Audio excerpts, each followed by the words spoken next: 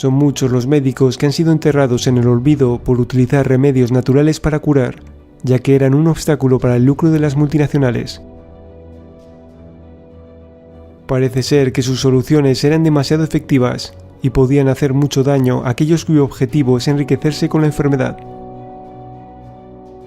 Sus medicamentos no curan, solo hacen crónica la enfermedad, como es el caso de los diabéticos o hipertensos a los que mantienen enganchados de por vida a sus drogas.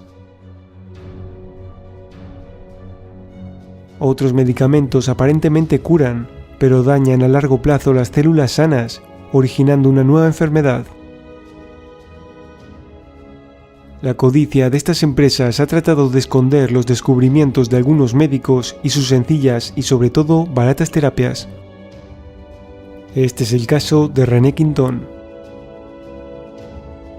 René Quinton nació en Francia en el año 1866.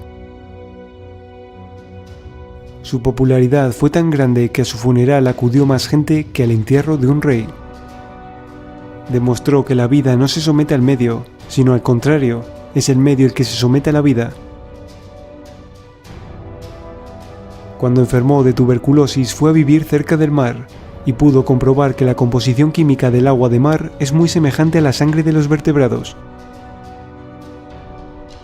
Demostró que nuestro cuerpo se recupera al tomar agua de mar o al inyectarla, porque contiene los 118 elementos de la tabla periódica, ya que no hace falta matar a los microbios, porque en ese medio alcalino no pueden sobrevivir por falta de alimento, necesitan un medio ácido. Curó miles de niños de desnutrición inyectándoles agua de mar. Abrió dispensarios marinos donde proporcionaba agua de mar, así logró salvar miles de vidas. En el año 1897, en un laboratorio francés, sustituyó toda la sangre de un perro enfermo por agua de mar isotónica. A los pocos días, el organismo del perro volvió a reproducir los glóbulos y plaquetas que convierten el agua marina en sangre. El animal se recuperó totalmente. Durante la Primera Guerra Mundial, el ejército francés empleó el agua de mar para curar a los heridos en combate. René Quinton pensaba que la vida se originó en el mar y que cada cuerpo humano es como un pequeño océano en el que flotan las células. El Ministerio del Interior francés propuso que las inyecciones de agua de mar fuesen obligatorias en la época escolar, pero llegó la guerra y todo cayó en el olvido. Las multinacionales se encargaron de sepultar su recuerdo y apoyaron la teoría de que había que destruir a los microbios, iniciando un negocio con los antibióticos, que destruyen también las células sanas. Otro personaje muy conocido en su época fue Auguste Rollier, médico suizo, que nació en el año 1874 y murió en 1954. Utilizó los baños de sol en su hospital para tuberculosos en Leysin, en el suroeste de Suiza.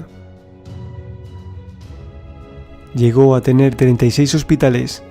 Creía que una dieta saludable y tomar el sol era la solución para la cura de muchas enfermedades.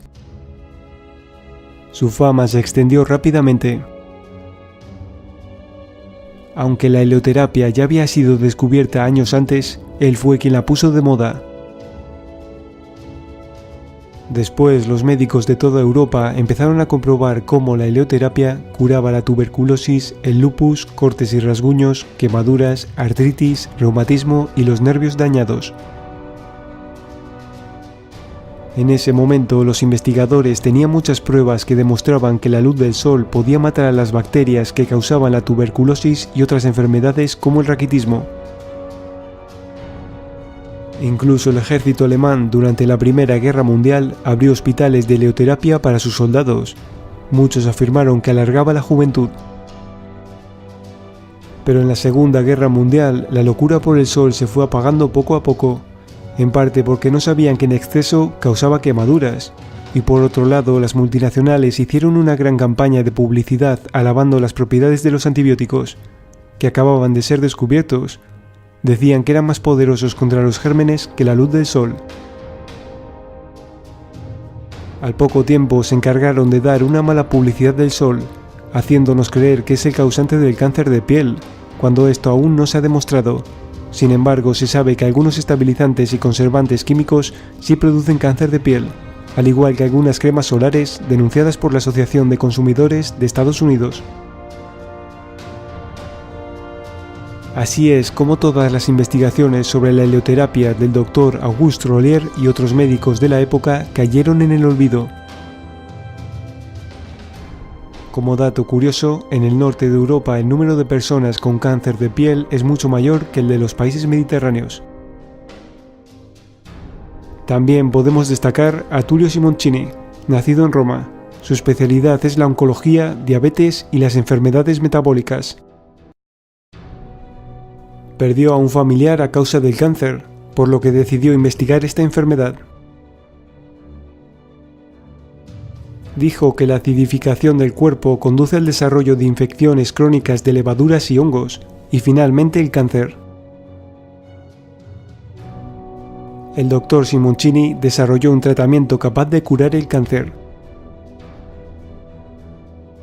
Para ello utilizó el bicarbonato sódico diluido en agua destilada. Es necesario alcalinizar la zona del tumor para contrarrestar el entorno ácido en el que se desenvuelve y detener así su crecimiento. Esta disolución puede ingerirse, pero también puede aplicarse por vía intravenosa. Para este doctor, la mejor manera de curar el cáncer es poner bicarbonato sódico en contacto con los tumores.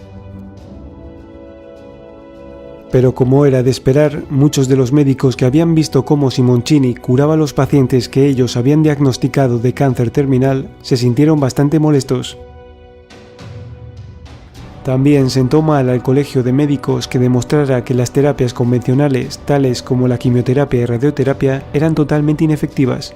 Y como no, la industria farmacéutica vio sus intereses financieros amenazados por el éxito de la terapia. A consecuencia de todo esto, el doctor perdió su licencia médica. Pero no es el único que utiliza el bicarbonato sódico. También el doctor Ralph Moss considera el bicarbonato como un tratamiento potencial contra el cáncer.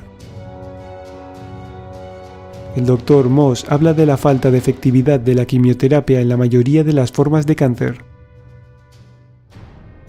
Según él, la quimioterapia no cura el cáncer ni prolonga la vida.